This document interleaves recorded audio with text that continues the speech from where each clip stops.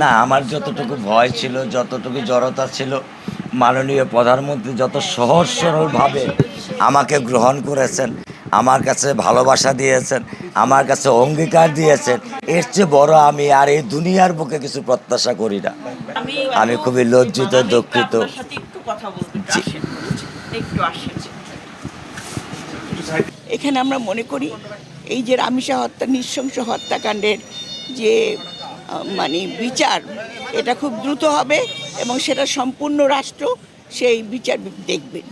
আমাদের এখন যেটা দরকার, আমাদের সমাজটা একদম অবক্ষয় হয়ে গেছে, সেটা হলো বিভিন্ন মাদক এবং নেশার কারণে এই যে কাণ্ডটা ঘটছে, ছোট ছোট শিশুদের হত্যা করছে, এটা কিন্তু একটা অদ্ভুত একটা চক্র বলতে পারেন, ষড়যন্ত্র বলতে পারেন। কারণ এই সরকার এসছে মাত্র 2 মাস হলো, সেখানে বিভিন্ন রকম এই সরকার যে কাজগুলো করতে যাচ্ছে তাকে বাধাগ্রস্ত করার জন্য অনেক রকম ষড়যন্ত্র চলছে। কাজে এটাও আমাদের স্মরণ রাখতে হবে এবং আমাদের জনগণের সচেতনতা বাড়াতে হবে।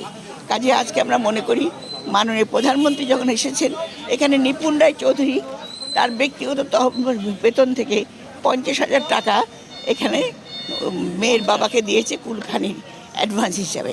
তো আমরা আমাদের নারী ও শিশু অধিকার ফোরাম থেকে আমরা আমাদের যতখানি বিভিন্ন পর্যায়ে যেখানে নারী ও শিশুরা অত্যাচারিত হচ্ছে কিংবা এইভাবে নৃশংস হত্যাকাণ্ডের শিকার হচ্ছে, সেখানে আমরা যাচ্ছি।